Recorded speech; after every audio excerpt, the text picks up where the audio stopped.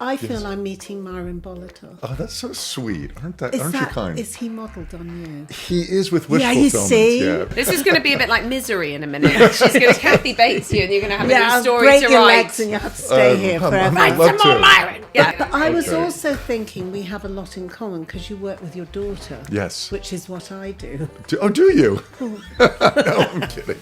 And I'm not a big drinker. Okay. No. We have the Hebrew Jewish. faith. They're not good. I've broken that spell. But like, do you ever have to have help with? Do you have like a private investigator mate that you've got on the blower, or is it all from your imagination? What is your last thought before you leave the dressing room? I really should have gone for a wee before I got the leotard on. Hello and welcome to Table Manners. I'm Jessie Ware, and it is a raining evening. Are you looking at me or them? I'm looking at the people that are watching on YouTube, but I'm also talking to you that are listening in your ears. Hi, Mum. How are you? Knackered. I know, me too. Yeah. But we're really excited about this guest. Couldn't be more. So tonight we have a legendary writer that you introduced me to. Devoured his books. I mean, we've been reading him for decades. Yes. The crime thriller extraordinaire, Harlan Coben.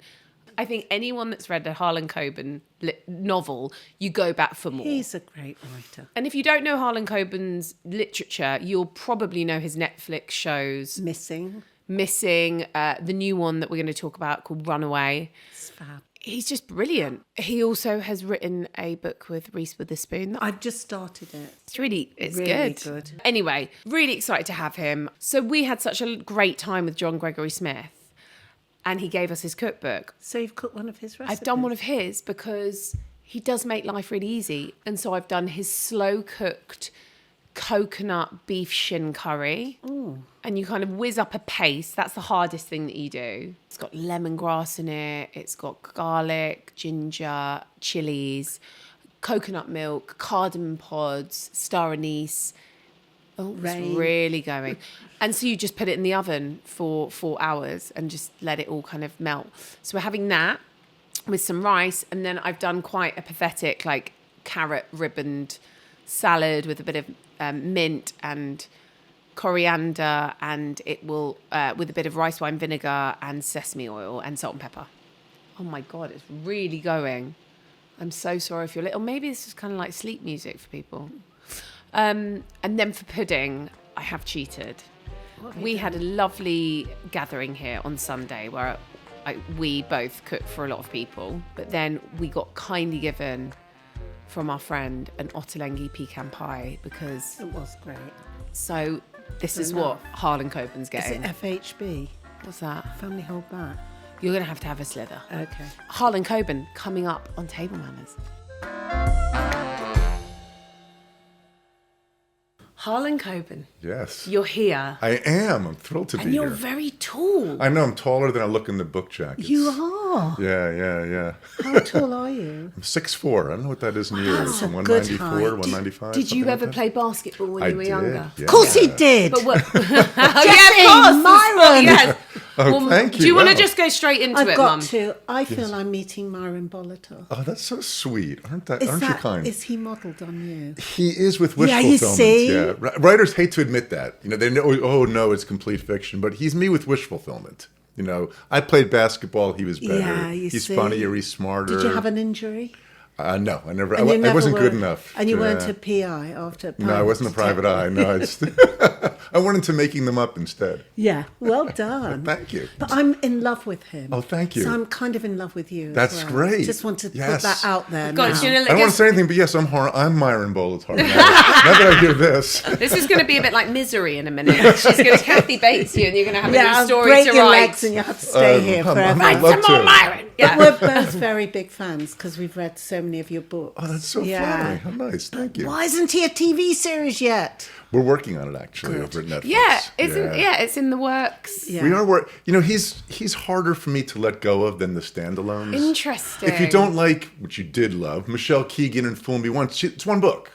You know, if you don't love Jemmy Nesbitt coming out in Runaway, one book, one character, I've only written him once. But Myron is kind of my heart, and I'm very nervous about that series. Okay, but so who are you allowed to say who would be your dream Myron to play? That's the problem.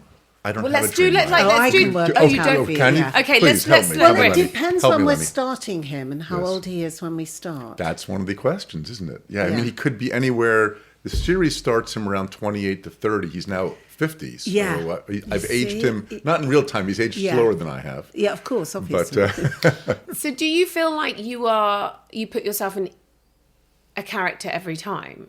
Is Yeah. there a bit of you in every even character? the bad guys, even the villains. I mean, there's always there has to be a little piece of you. I mean, writing is about empathy and getting in other people's heads. So I have to make the villain is understandable in my own head as the heroes. It's part of what you do. It's not sympathy, which is something different. It's empathy, which is understanding what that person thinks or feels. So let's talk about your new Netflix show, which is coming out on the 1st of January. Yes. So everyone can binge it. Yes. Run away. It's like it's. Are you Jimmy Nesbitt's character in that? No. Well, it's hard to think of it now as Jimmy Nesbitt, isn't it? But yes, we call it, it's January 1, so instead of Netflix and chill, it's hangover and chill, I And guess. stress out? Yes, No. just sit there and I don't think and it's chill out. well. It's chill. chilling. It's chilling. I mean, Yeah. it's really exciting. We've seen 3 episodes. Oh, have you? Oh, great. Loved Yeah. it. Oh, thank you. You ready for more? Yeah, Yeah. just demanded we get the rest of them. I just don't. You're so prolific. Oh, thank you. But I just want to understand how your brain works, because Yeah. how do you manage to do so many twists and turns? Are you pretty I want to know a day in the life of Harlan Coben. Like, is it Well, full well, of you write drama and songs. jeopardy? I mean, Yeah, but I'm not a song is 3.5 minutes maybe, Yes, but and it's still. about one thing. I don't have about 5 different subplots going at the same this time. one especially, because This we have one's Yeah, got a there's not a just lot. lot. James, as you know, right? We had not just James Nesbitt, but Ruth Jones. She's Yeah. the How private great is Ruth investigator. in this, she's by the way? she's Isn't We've so, had her on the podcast. She's fantastic. Isn't she a And, wonderful well, woman? James Nesbitt told me he was been on the podcast. Yeah, he has. So He's I was sat with him there. today, and I know Ruth, and Ruth's then been well, on we it. also have And we've had well, Minnie. Minnie, on the we've podcast. had Minnie all of them. Driver is The also, All-Stars, yeah. and so it's such an honor and a thrill to be working. And they all have, They're all great I can't wait actors, to yeah. people to see Ruth in this because it's such a different role for Yes. her, don't you She- think? Yeah, She's she's no a bit longer- Miss Marple, isn't she? In Yeah, it? Yeah, she is. But she's understated, but very clever. Yeah. yeah, Yeah, that's, she's great. That's the clever thing about it. Oh, wait till you see what happens in her stories. Oh, I can't wait for you to see it. I can't You're wait. gonna call Well, I've me. You're seen going to call all me when you see it. 3. Okay. Well, there's 8 altogether. Oh, there's So 8. We've there's got 8 another altogether. 5, Yeah, Jazz. you have Right. another 5 That'll to keep go. me going. Good. to hear. Do you? I mean, okay, we're going to talk about food in a bit, but which is the quickest book that you've ever written? It usually take me about 9 months. I Okay. compare it to Oh, it's childbirth. yeah. The best part is the idea. Yeah. Like, get it? Yeah. Of course, Lenny straight away. But and some days you feel great, and some days you feel like there's a dump truck parked on your bladder. And at the end, you just want the darn thing out. At the end, it's like, Let's there's finish it. get it out. Get this Do thing you out. write at home, or do you have a studio where you go to write? Most writers have like an office or a Yeah. special spot. I can write any place, and I use up places. I do whatever's working. So if like a certain coffee shop is working, or whatever, I will be there until it stops working, and then I'll change. At one time, in fact, when I wrote The Stranger, one day I took for the very first time those rideshare, like Ubers first were coming into. So I took one into New York, and I felt guilty about spending the money. You justify it in your head. Well, by the time I pay for parking, by the time I do this. And so I sat in the back with my notepad, and I started to write. And I wrote really well. So for 3 weeks, I took Ubers everywhere, and I finished The Stranger in the back of an Uber. You're obsessive. Yeah, I'm weird. Yeah, that way, yeah. Do you write in a book, or you're typing it? Both. I like I like my first draft, 10 pages or so at a time, to be handwritten, because there's something freeing and childlike about writing with your hand still. Do you use pencil or pen? Pen mostly, but I can't. Okay. I carry with me a pencil, a pen, like a magic marker. Like I carry everything with me at all times. And do you write whatever mood in a I'm moleskin book, or just an A4 yellow pad? Oh, I or- love these questions, but Yeah. I have both in my. So that way I can't. I have no wow. excuse. I can't say, I don't have exactly what I want. So I have a yellow legal pad. I have a nicer kind of a notebook, and I carry them with me in my backpack almost all the time. I don't know, but don't you feel... I've tried writing in books, and I think it's so romantic when I'm writing songs, and I'll get my moleskin. And then if I haven't if it's not good enough, then I feel like I've spoiled the book. Do you never feel that? No, because you're Darling, pretty no, good. very Yeah, you're good. pretty Well, good. I'm Yeah. scratching Darling, you out. might want some wine. Are you ready for some wine? Sure, why Okay, don't we do great. wine? Okay. But I don't know if you have this, or not. But I also one of the things I love about when you're doing it with your hand is you can also cross out and still see. When you delete, it's kind of gone forever. I draw arrows, I draw lines. And now the other thing, this is very important a little writing advice if you want to try it. Again, as you know, you ask 10 writers how they do it, you get 11 different answers, right? But if I write by hand and then I put it in the computer, now my first draft is actually my second draft, right? So I've already cut down on one draft. So by the time, because that's how I do it, I read 10, 15 pages, then I said, enough of that, I'm going to put it into the computer, and so ready. I've already done a second draft before I've even done a first draft. That makes sense. What comes first, the plot or the characters? It's a chicken and egg question, but I think, most writers will answer character, but the real answer, they're lying. The real answer is plot. Because you don't really, it's not, if you just invent a character, it's not going to go anyplace unless you have an idea, unless the book's kind of boring. But character is more important than plot, but you have to think plot. You were asking about Runaway before, the one that's coming out January 1st. So the idea came to me two different ways. And this is what I mean by anything can stimulate an idea. But my teenage daughter, who now actually writes on the show, she wrote 2 of the episodes, Charlotte. I found after a party, I found some cannabis paraphernalia in her room. So she's Paige. But my mind spirals. Well, what if? What if my daughter was on drugs and I couldn't think of how to start the book? I have an apartment near Central Park, and I'm sitting on a bench in Central Park, Strawberry Fields, and I'm thinking, how do I start this book? And all of a sudden, a busker starts playing music, and I look up and I think, wow, what if I'm the father and I look up and that busker, the person playing the music, was my daughter who's been missing for 6 months?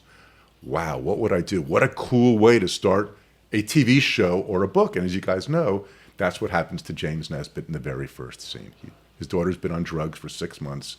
He goes to the park, he sits on that bench, and he sees her. And she's singing an Elbow song. Yeah. Isn't that great? Yeah, and Guy Garvey has also been on the podcast. And I texted him as soon as I was watching it. I was like, oh my God, they're using your song. And it sounds really good. And I love that after she sings it, they actually play the real Totally. song It as was she's brilliant. running It away. was brilliant. I love the way they filmed that scene. So you say you write anywhere and Yeah. whatever's working. Yes. How inconvenient is that for your wife and your family?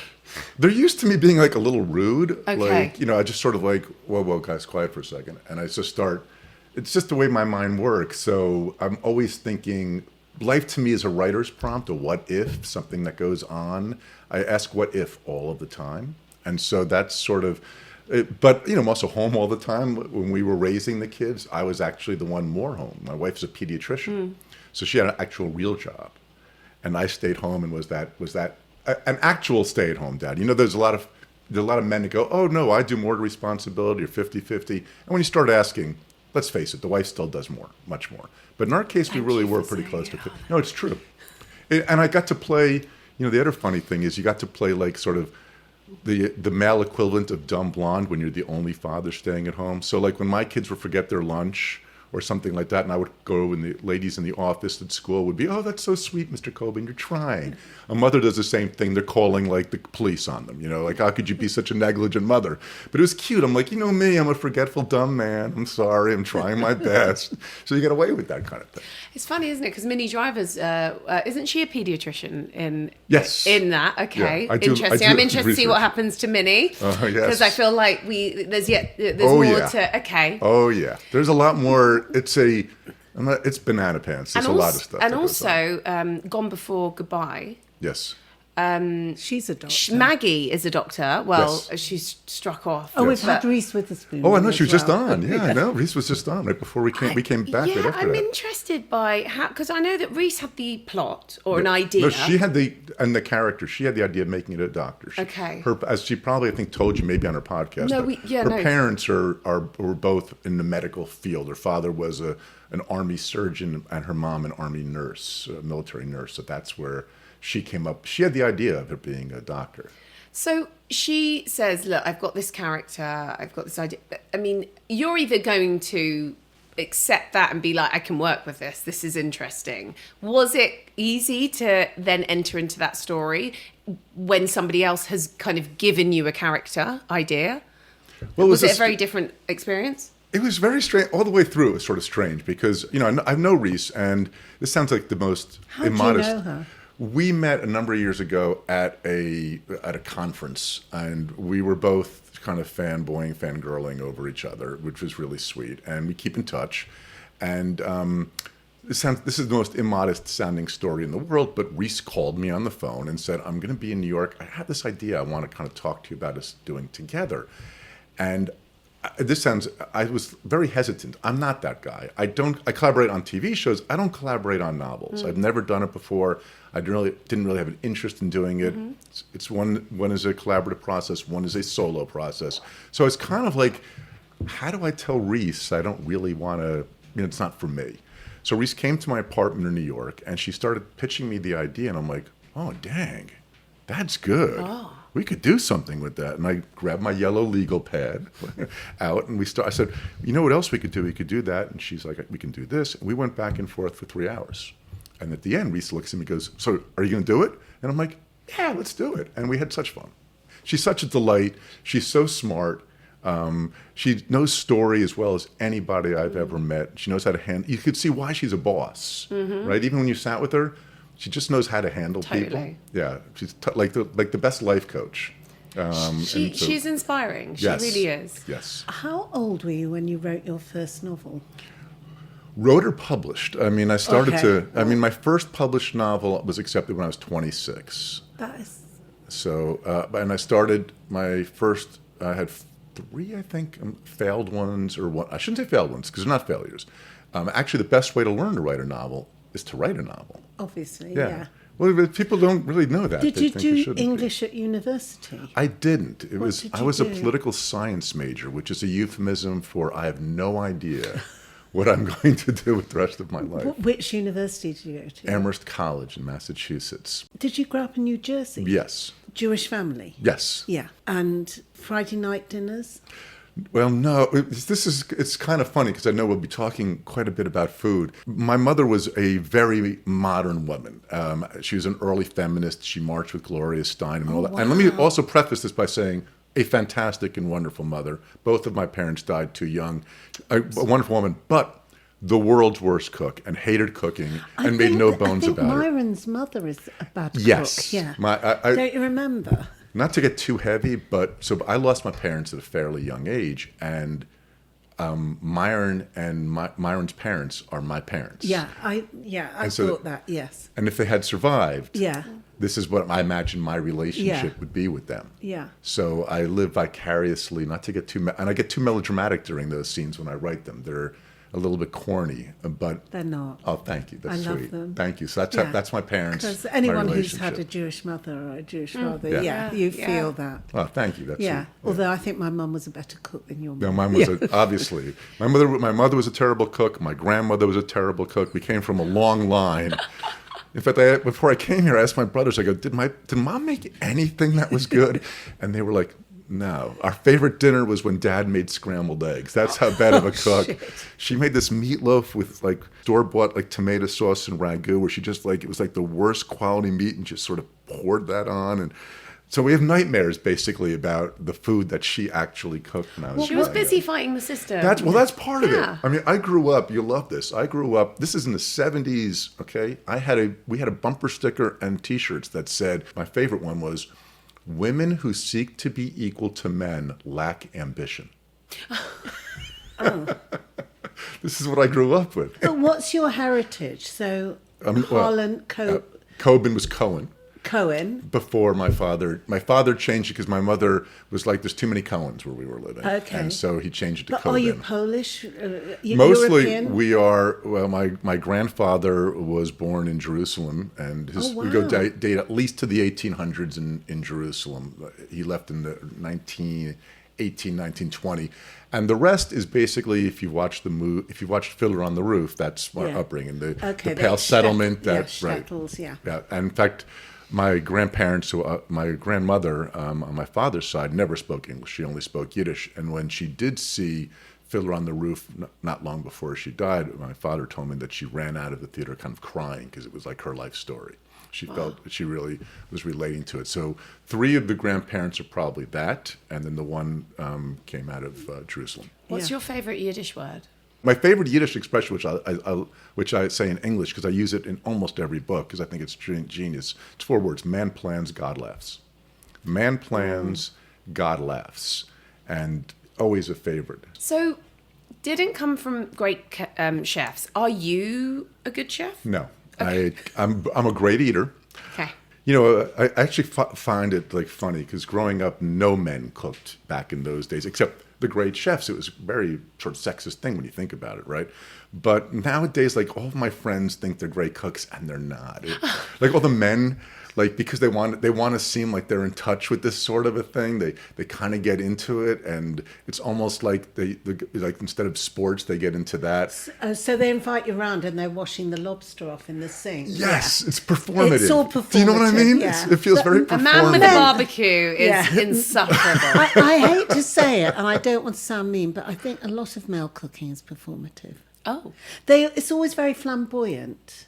And it's always, let me do this. And they don't follow recipes. They think they can jug a bit of this and a glug of that. And yeah. Yeah, I don't want to goof on men's, but like I see the same thing with like, it's like the Saturday dad in the park. And he's talking really loudly to his kids, so everybody knows he's the dad. You know that dad that you always see in the park. And he's like, you know, oh, I let my wife rest today for 14 minutes while I took you out. Like it's a big deal. He wants everybody to notice it and get applause for it. Your mum did a really good job on you being a feminist. Yeah. You're like, you're a real feminist. Yeah. So you live in New York now? Yes, New Jersey and New York. You have but 2 places? Yes, well, New Jersey, people don't realize, like the suburbs of New Jersey are literally 30 minutes from New York City. My niece used to live in Cliffside Park. Oh, yeah, it's not too far from where I live. And you go across on the boat. I think I've sung in Hoboken. Oh, yes, Hoboken. Which is really nice. Yeah, Hoboken's cool. So what is the best thing about New Jersey? You know, it's New Jersey. I remember an induction into the New Jersey Hall of Fame, and Bruce Springsteen was talking about Danny DeVito, the actor, and he was describing why Danny DeVito was like New Jersey. And he's like, Danny's tough, New Jersey's tough. Danny's small, New Jersey's small. Danny's dense, New Jersey's dense. We have like a little bit of an edge to us. We are I call it the S's: Sopranos, Springsteen, and Sinatra. Yeah, they're all from New Jersey. That's big. And they're all like, we're kind of, half of us is a suburb of New York, half of us is a suburb from Philly, and we have a little chip on our shoulders because people don't, think we're our own identity. And it's but it's also a lot of suburbs. A lot of what I've written about, Myron lives in Livingston, New Jersey. And so that kind of suburban life where you kind of go out and you want the picket fence and you want the 2-car garage and you want to race 2.7 kids, and there's a barbecue in the backyard and there's a basketball court in the driveway, and it's corny and yet it's the American dream and beautiful. And both of those things really appeal to me as a writer. I love that picture that's painted of that. Totally. I think I have a romantic and skewed version of it, which is what I do. Do you have to love Springsteen if you're from New Jersey? It's not a state law, but maybe it should be. Right. Okay. I do. I love Springsteen. Do you? Have probably you seen the him. film? I just saw the new one. Yeah, We saw it. Did you like it? We had him on. Not that's right. Springsteen. Yes, We had Jeremy, right? Did you ever go to any of those concerts that Springsteen used to do in like the local bars? Like, because I feel like, well, you're younger. I've been. I'm not. But I've probably been. I'm not one of those guys who counts. But I was realizing lately I've probably been to 100 Springsteen shows, because for a while also it was really difficult to get tickets at one point when he came back. And I was friends with a couple of the guys in the band, so I could get a certain amount of seats each night, but I had to go. They wouldn't just let me buy them for somebody else. So like he did a 10-night stand once at Madison Square Garden, I think 2000, and I went all 10 nights. Oh my God. It's fantastic. Nice. It was 10 nights. So you I know went all the 10 words nights. to all the songs. Yeah, I Pretty think much. so. Pretty Probably much. by the third night. Okay, Pretty which much. is your karaoke Springsteen song, if you had to? Probably Jungle Land, or still Born to Run is still a favorite. I'm going to sort out the dinner. Yeah, great. Yeah. But whilst I sort it out, I'm going to carry on. You're going to talking. carry on asking about food. But I was Okay. also thinking we have a lot in common because you work with your daughter. Yes. Which is what I do. Do you? No, I'm kidding. How do you find that? Much better than I thought. It wasn't my idea to do it in the first place. I work with a woman named Nicholas Schindler from Key Street Productions. She's probably your best TV producer. To give you an idea of some of the shows that Nicola has created, Okay. Happy Valley, Last Tango in Halifax, Oh, my God. Queer as Folk. Most of Sally's early shows and Russell Davies shows, Nicholas Schindler is one of the producers on. Okay. So she works with us three. So she's fantastic to work with. And she had recognized my daughter's talent. And I just didn't think it would be smart to be having her. And she's like, no, we need this voice. We need her. And so Nicola brought her in to write on our shows. And then, I'm bragging about my own daughter, but Charlotte then had her own show called Dead Hot, which was on Amazon Prime here in the UK and still is. And now she's hard to get and difficult. Oh my gosh. So, we keep trumped distance. you. Yes. Now, after I taught her, right? This is what we do, right? We raise these kids. You raise these children and they overtake you. That's right. Let's bitch about having our children here Absolutely. overtake us. And we did do a show in America called, which is Amazon Prime. They always stick my name in front of it, which is a little embarrassing. But the name of the show is Harlan Coben's Shelter. And Yes. Charlotte wrote most of that. Oh, that was young people. Young adult in it. show. Yeah, It was a young adult show. Yeah. So that was that would be Charlotte. fantastic. And we yeah. worked because it was in New Jersey. We were on set together every day, and we get along great. But there is that parent dynamic. Like if I sort of snap at her a little bit, she gets. Like, you can't talk to me that way, Dad. I'm like, but you're the only one who talks to me like that, Charlotte, because she's the only one who will clap back right at me. So, that whole dynamic. How many children do you have? I have 4. Are they all talented? Yes, they're all Charlotte? very talented, but in different ways. Oh, So go on, Charlotte tell me. is a writer. Yeah. Ben, my number 2, he actually runs the production end of my Wow. business. My third is Will. This is really braggy. He's a NASA flight control. He actually is a rocket scientist. Oh, my God. He's 26 years old or 27 years old. He'll be Oh, my involved in. word. And my fourth is getting her master's degree in genetics. So the last 2 are Wow. sciencey, take after my wife, probably the pediatrician Yeah. more, and the first 2 are Is more she still creative. working, your wife? Yes, she was for a while. She just finished doing a job.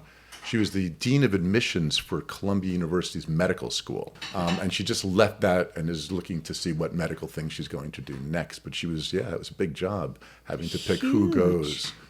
So when you're converting a book into a screenplay, Yeah. are you very involved? Yes. Yeah. We have So- we have this team. I mentioned Nicholas Schindler from Yeah. Key Street. Danny Brocklehurst, who writes the first couple and the last couple on all the shows, Yeah. and a man named Richard Fee. We call ourselves the Core 4. This is our 8th show we've done together. Yeah. The 5, Safe, The Stranger, Stay Close, Missing You, Fool Me Once, Lazarus. Fool Me Once, yeah. And now this Yeah. one, Runaway. Yeah, because I just watched the first episode of Lazarus because we'd had Bill Nighy on, Yes.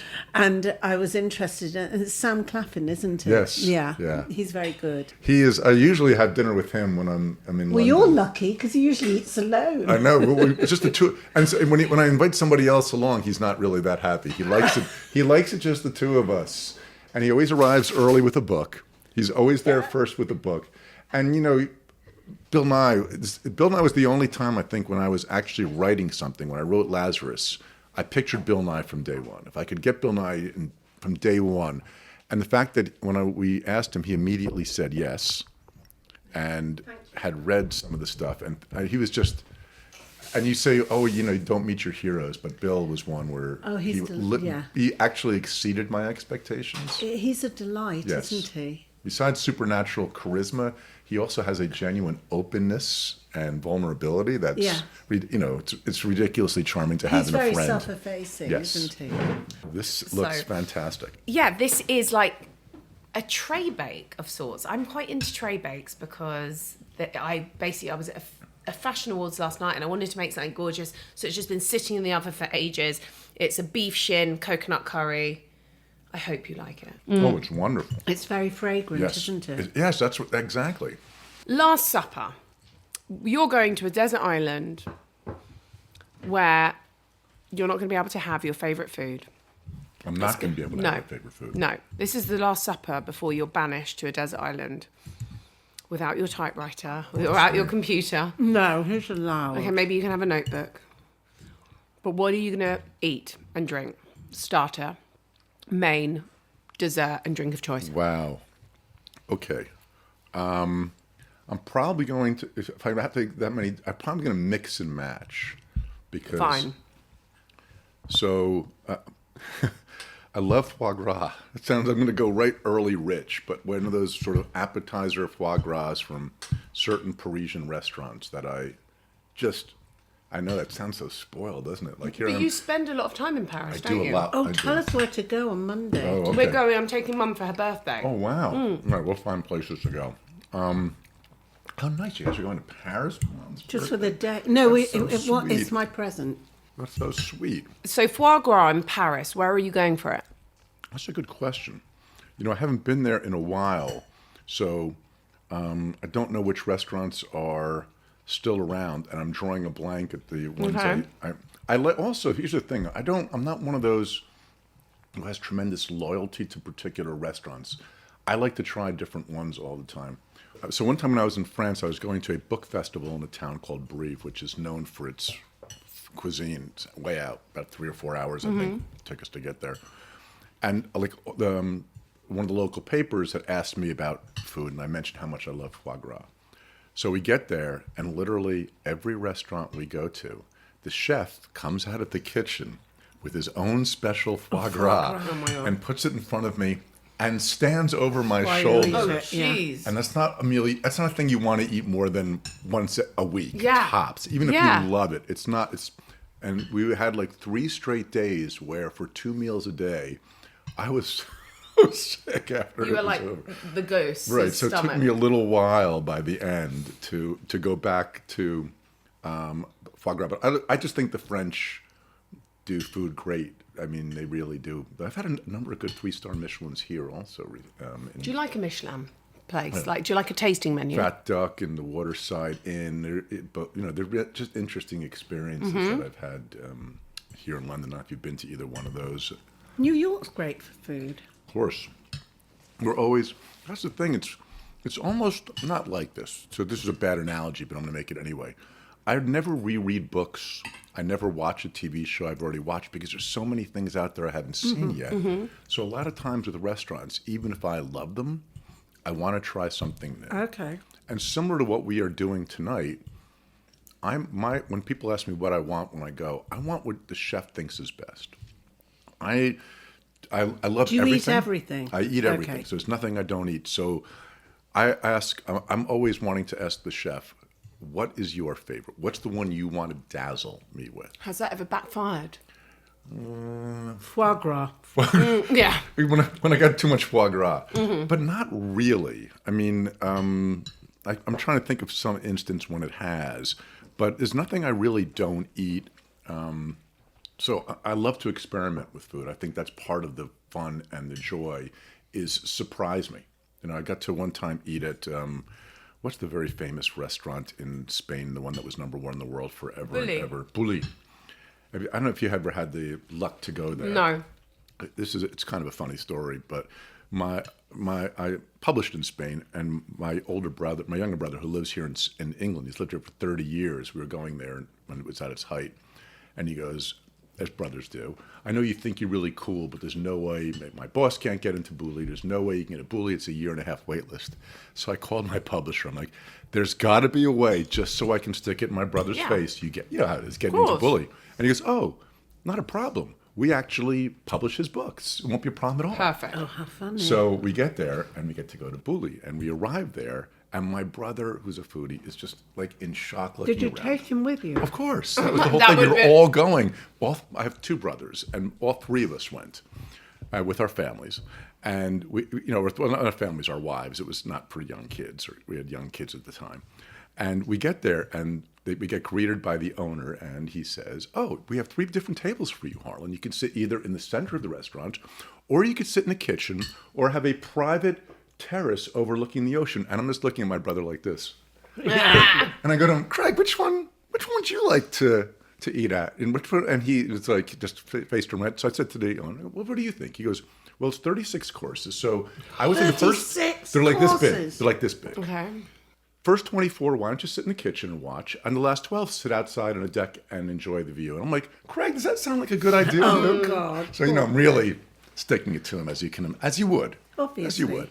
And so, but that was a perfect meal in a way because besides being great, what he did, every taste was a surprise. There was something that looked like an olive that tasted like an Oreo cookie. It was like that kind of a meal. And I love being, so I like adventurous. That's why you like Heston Blumenthal as well, then, because like the kind of Yes. Snail the meat porridge. fruit, or it's. I mean, not every day. No, sure. So did we get your main? Actually, Oh, I'm you're going to sorry. go. Are you going to go with Are you going to have foie chef's gras? choice? No, foie I'm gonna have gras foie gras to starter. start, For a Yes, we're gonna- starter, yeah. Boy, that's really a tough one. I think the thing I end up ordering most, if that's a fair way of putting it, Yeah. is a really good pounded down veal Milanese. But I mean like a really good one. Have you got a sweet tooth? Well, not really, but Okay. it's funny. I was thinking this the other day. I went to a restaurant in New York that had one of those. Now it's very big to have tasting menus. Every restaurant, and then they upsell you. It's almost like you buying a car, right? Don't you want the better wheels? So you order it, and maybe it's $85 for that, and then there's like, oh, but if you get the Wagyu, Yeah. it's $15, and they're upselling you. But what I was thinking when I was there, and I'll ask you guys if you guys agree. I don't like fancy desserts. I'd rather have like a vanilla ice cream sundae if I'm going to do it, or something more basic. When they serve me some kind of exotic dessert, I'm more of a basic guy. Like put ice cream on a pecan pie or an apple pie. That's it. agree. Like, that's as fancy as I want to get, or a sundae. Are you with me on this? I'm with you, and I'm also really glad that you just said pecan pie because that's what you're having for pud. Really? Yes. Dang. And I have to nice. say, I have not made it. I've done a Nora Ephron where I've bought in, because that's how she said to do good hosting. You make, but you also rely on other people that are better than you. So it's an Ottolenghi pecan pie, and it's really, really good. So I'm really glad that they're that's great. what you're going to have. Yeah, no. You can have it with ice Are you cream with me too. this on dessert though? Like I don't, like I'm with sometimes you, you'll get I'm these with you. fancy meringues or whatever, and it's just like No, it's not deconstructed. better. I don't want it. I'd like it constructed, please. Thank you. I I don't know. I think when you see some very creative pastry chefs, and it looks so beautiful. It looks beautiful, and I'm going to get a lot of hate for that from people out there. You're going to get a lot of hate for this whole menu, Harlan. You went with foie gras and then veal. It's true. And then you've offended almost like that- everyone. I was really more chicken Milanese. Let's change it to chicken Milanese so I don't get in trouble and with the. Would you have an animal egg on people. top? I also, yeah, I do like the egg on top. Another great one is carbonara. I love carbonara sauce, but I don't know if she's known in this country, but there's a chef, an American TV chef named Rachel Ray. She's quite popular in America, and she's a close friend. And she makes it, or the way she told me that you have to make it. Again, I don't make things. People tell me. But you don't make any cream. The mistake that most people make is cream. You're supposed to use the water from the Water pasta. to make the emulsion. Yeah, and so it actually is somewhat healthy too. I know, not that that's necessarily a factor in our discussion, but also big in America right now is my kids love it. We do this all the time. Is the omakases, which is the tasting menu of the Japanese, things like that. Are you big in Japan as well? I don't sell as well in Japan as I do elsewhere, but I'm published in Japan. Where's like your best place to sell? France, Poland, and Poland per capita are my two biggest countries. And lots of your books have been made into French dramas, haven't they? And Polish, actually. Yeah. Yeah, there's three really? Netflix Polish shows. really? Yeah. There's 3 Netflix I love Polish. Poland. Yeah, I do too. Isn't it fun? They're lovely. Yeah. And you can eat pierogies. And they meat treat, pierogies and they and treat food. you well. Yeah. That's the kind of thing, like when I as soon as I go to Warsaw, pierogies and vodka, let's do it. I want to do what you want to do. Totally. Take me to your Totally. place. That's how I am as a food person. I want it. I want that. I want what's good locally. What's your drink of choice? Lately, bourbon. Lately I've been a bourbon guy. And I'm not a big drinker. you know. Okay. We have the Hebrew Jewish. faith, they're not good. I've broken that spell. Sort of my mom. But I have 2 drinks. I try taking my pants off over my head. It's not a pretty sight. So Okay. No, I like wine. If we were opening your fridge, Yep. we were coming over to yours, what would we find in your fridge? Staples. Well, here's the thing. My wife's an excellent cook. Oh, wow. Yeah, so I married an excellent cook. Well done. And Is she that can, why you married her? No. Okay. But she's, and she's one of those ones who can pick up and do anything very quickly, and you give her a few ingredients, and she can make anything fast, well. But the one thing she does like is she likes to be as fresh as possible. So we have very little in our fridge because we're ordering it that day. If we're having it that night, it hasn't been sitting in the refrigerator for 3 or 4 days. Okay. So the only thing we have in the fridge is more like long-termish kind of stuff. So in our fridge we'll have mayonnaises and ketchups, but it doesn't really have that What nice about your piece of chicken with a vegetable? nice piece. Yeah, we have Yeah. those come in like almost every day. So it's not sitting in the fridge very long. The crisper will have it. We do the vegetables. We do various dishes. She made a dish not dissimilar to this. It was this with a little Chinese spin, chow fang kind of a thing that she made recently. She's very good with the chicken Milanese, pounding it down quickly, doing all. So she's really very talented. And I mentioned before this. She's got 4 children. She's got to be good at She's good, very fast. Yeah. Yeah. So she's always been good, and she loves to cook for people. That is one of her love languages. So that's. Is she Jewish? No, she's not. Of course. Wow. So she's not. So How did you meet? College. We've been together. I met when I was a sophomore and she was a freshman in college. We both played basketball. Where are you writing at the moment that's working? Is anywhere working in London for you? So I've been here I came in the day before yesterday. Yeah. So I did media all day today, and we had the premiere for Runaway. Sorry. Yeah. No. It's been a delight.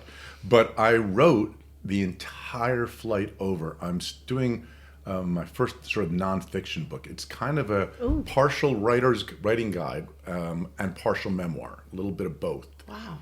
Because what I realized when I was doing, you mentioned the BBC Maestro class we were talking about earlier. When I was doing it, I'm always that writer who says, I just make it up. But I realized everything actually did come from my life. So I'm trying to write both a memoir, and I wrote 2 books last year, and that's too many. So I was just like, I needed for the first time in my career, I needed a break from the novel writing. But do you ever have to have help with? Do you have a private investigator mate that you've got on the blower, being like, listen, now I was going to do this, I'll go there, or is it all from your imagination? I can call anybody. I mean, if I have a question about being a singer-songwriter, I'll just call you on the phone. Sure. And you'll tell me what it's like. Okay. And that's where I'll get the good information. I don't do a lot of research reading, because if I talk to you, I'll get that one little nugget that won't be in a book, and I'll use that. It'll be interesting and different, and it'll feel more authentic than if I read a book on doing your job. Do you know what I mean? Yeah, I do. I totally do. I would ask you, what's the weirdest thing that happened? Tell us right now. What's the weirdest thing that that happens to you when we're backstage? What are you thinking right before you come out? Let's start with that. What is your last thought before you leave the dressing room? I really should have gone for a wee before I got the leotard on. That's my main thing. It's about weeing, and also it's my main thing. It's probably thinking mine are very neurotic Jewish things. Did I digest early enough? Mine is not the best thing for you. No, but that's perfect. You see, the digesting thing, I would use that. Okay. Right? The singer thinking that, and you would say, that's something he didn't read in a book. That sounds like something that's real and possible. So that you worry about, did I digest my food? Should I have eaten an hour earlier? Wait, I shouldn't have had that. I took meat tonight when I should have had chicken. Whatever that is, that's the one thing I'm always looking for as a writer. So that's so that people can relate to these people more? Both relate, and doesn't that feel more real to you? I mean, if I tell you about that rather than she was nervous and she was pacing and she tested her voice out, those are the cliche things you think of what's going on. Yeah. But no, you're worried about your digestion. Yeah. And that is the kind of thing that when you write, it makes the character more authentic and real and brings them to life, and more like you, as you just pointed. Who do you read if you're not reading Harlan Coben? I really only read Harlan Coben. I'm trying to be, proud. Now, I read so many people, and I only read Who's fiction. one of your favorites? Oh, I can go on. My favorite author of all time is Philip Roth, Okay. believe it or not. Yeah. Even though, unfortunately, Philip Roth's not going to give us any new book, hasn't since 2013, I think. But Philip Roth What was was my his favorite last writer. one? Not American It was Strain. called Everyman, I think. I can't remember right now. I think it might have been Everyman. But I've read everything. And I also grew up very similarly, though, a different generation. We're both born in Newark, New Jersey, Jewish families. And when I was growing up, there was a rumor that the woman who lived next door was the basis for Goodbye Columbus. So I grew up in a very Philip Rothian sort of era and time. So we have the dessert. Yes. It's a pecan pie. Beautiful. And I've tried to recreate the whipped cream that they made. They came with it because my husband ate all the bloody whipped cream. So I've done this with orange zest, a bit of vanilla extract, a little bit of icing sugar, and I think that's it. So yeah, it's pecan pie with Delicious. a bit of cream. There you go. This is like my mom would buy. Oh yeah? I said my mom never baked, but my wife doesn't like to bake either. She's not a sweet eater. I'm not bothered. So yeah, exactly. She would rather concentrate on the cooking. Baking, she would rather farm out to somebody else. Before we let you go, Harlan, Yes. what is a nostalgic taste that can transport you back somewhere? A nostalgic taste that can transport me back. Well, if it was my parents, it's probably not a good taste. No, but like... The thing is as much as my mother was a terrible cook, my grandfather was a true foodie. And so as a kid, I would be eating either something horrendous at home, or he would take me to La Bernardin in New York or something like that. There was like no in between. But I would think, actually, the family dinners that you mentioned were at the Golden China restaurant. They just weren't cooked. But we had every Saturday night, we went with my grandfather, my one aunt and her family, and my uncle and his family. All of us would go to this place called the Golden China restaurant. And I've never been able to duplicate the shrimp and lobster sauce we had there. Whenever I taste the shrimp and lobster sauce, I'm like, almost. But never Golden China in West Orange, New Jersey, in the early 1970s, late 1960s. That's what brings me mostly back. The Chinese food that I had. That's my family meal. That's my comfort food, if you will, is the Golden, which hasn't been open in probably 40 years. But that was what I think about when he always took us out to eat. That's lovely. Yeah. The shrimp and lobster, I don't think they do it here. I don't think they do it. I'm not sure they do it anywhere anymore from the way New they York, did. but like- We always ordered the same thing. He ordered a ton of spare ribs, my grandfather, a ton of dim sum, shrimp with lobster sauce, and then maybe like one surprise. And it was a table bigger than this. It was maybe 10 or 12 of us. And every Saturday, the entire family, I would say from about 1968 to 1974-ish, with a couple of exceptions, that was our thing. And it was, we looked so forward to it because, again, it was edible. It was... So your mum never made chicken soup? No. My grandmother could make chopped chicken liver. That was her Yeah, I can only make- thing Oh, wow. that she could kind of make. But she only did it once a year, on Passover or something like that, once a year. And in fact, when we used to have the turkey dinners for Thanksgiving, either my mother, because it was still sexism, my mother or my aunt would make them. And they were both horrendous cooks. And it would be literally like, I hated turkey my whole life because when they would cut it, it would be like shavings, or it would be like shavings more than it was meat. It would almost be like sawdust kind of coming off.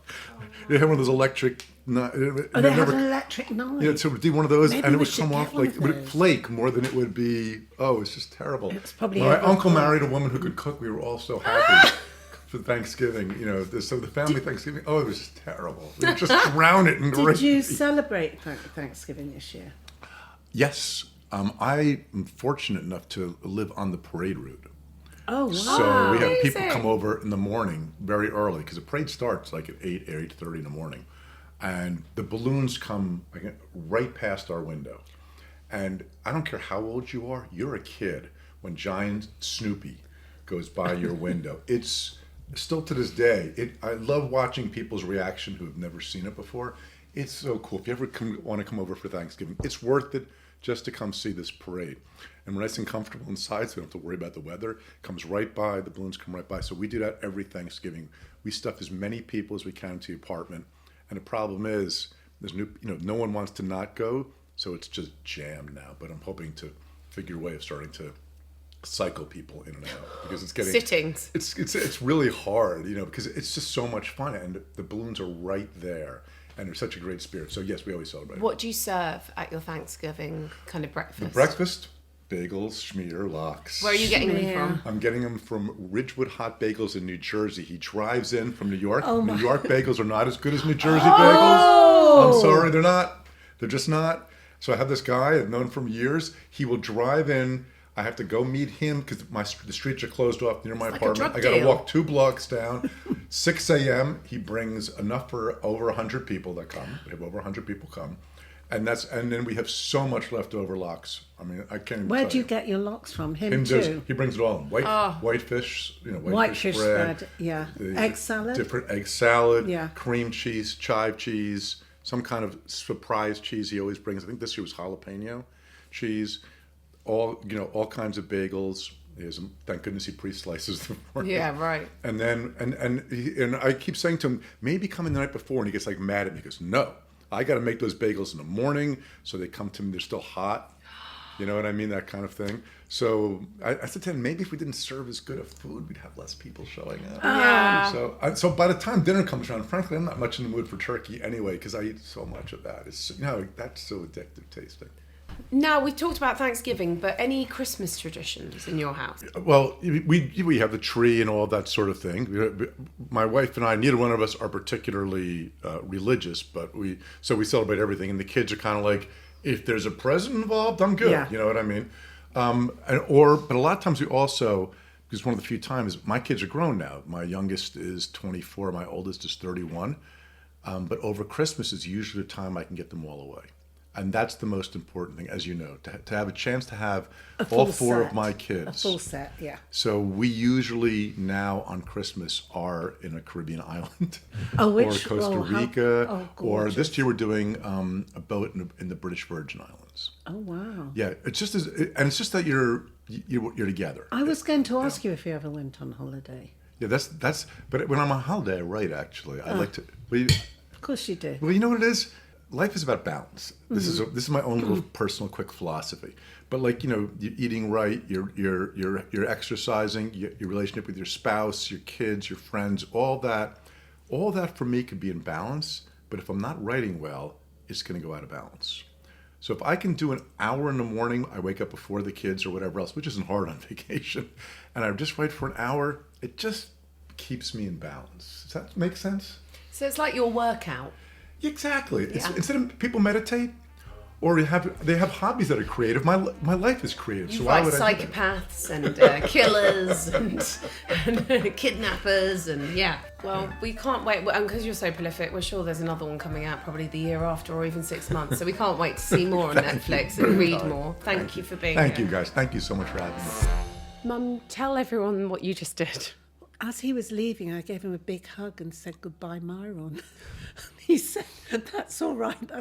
So I'm so sorry. He said, that's a mistake I don't mind you making. Harlan Coben was so lovely. Delight. So interesting. We need to get more writers on here. Yeah, it made me think maybe I could write. Oh my God, Lenny. I'm going to watch the masterclass that he did. Social worker, come podcaster, come thriller. Thriller, right? I'm excited.